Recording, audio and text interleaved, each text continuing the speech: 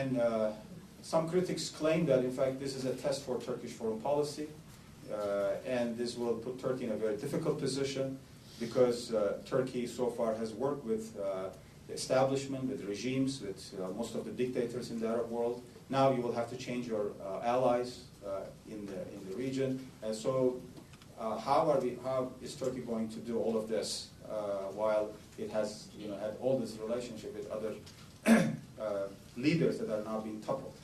Our response was that, in fact, Turkey will be strengthened, not weakened, by a more democratic and prosperous Arab world. An Arab world that is democratic, that is transparent, that upholds the principles of rule of law, human rights, and prosperous, will not be against our interests. To the contrary, it will strengthen Turkey's position, because this is what Turkey is trying to do domestically and in its region, and its relations with the countries in the region. Secondly, Turkey, as our foreign minister mentioned once, is probably the only country in the region that has been able to develop relations with both governments and the people, while gaining the confidence of the governments to do the state work. That is, if you're going to develop relations, say, with Syria or with Egypt, you have to work with whoever is in power there. We have been able to, maintain or gain their confidence, at least, that we have no secret agenda, we have no ulterior motives. We just want to work, in our bilateral relations. That has been developed vis-a-vis many countries in the region. But we have also been able to develop relations with the people, whether opposition or not. And as a result of that, you see many opposition groups now coming to Turkey, holding their meetings in Turkey, looking at the Turkish example, wanting to develop further relations. Third, our engagement policy over the last 7-8 years has included many political figures and groups. And we've been criticized for engaging many of these groups, whether it was Hezbollah or Hamas or Muslim Brotherhood, the so-called difficult actors in the Middle East. Until a few years ago, we've been criticized for engaging these different groups. With Syria, remember, in 2004 and 2005, there was this intense debate why Turkey is engaging Syria. But now, most of these groups with which we have developed some sort of engagement, some relationship, are going to play an important role in their respective countries. They will either be part of the new political order or as political parties, as government, as coalition partners, but they will play a significant role in the future of their respective countries. So we have not, Turkey in that regard doesn't stand to lose anything from the new political order that will emerge in the region. And we will continue to support the process of reform and change in the Arab world. As far as the U.S.-Turkish relations are concerned, model partnership is working. Again, despite what the critics say, despite what some describe as intense moments of disagreement, etc., as Undersecretary this morning mentioned from the Defense Ministry, that's only normal. I think in any healthy relationship you have disagreements, but if you look at our EU membership goal, our NATO alliance, our policies on the region, on change in the Arab world, on a number of other issues, security, etc., we see many things eye to eye with the United States. But what is changing is, and this is not just limited to the United States, U.S.-Turkish relations, but in general, how Turkey is seen in the Western Hemisphere. What is changing is a shift from Turkey being seen as a primarily military ally to a strategic partner. During the Cold War, Turkey was seen primarily as through the prism of military alliance.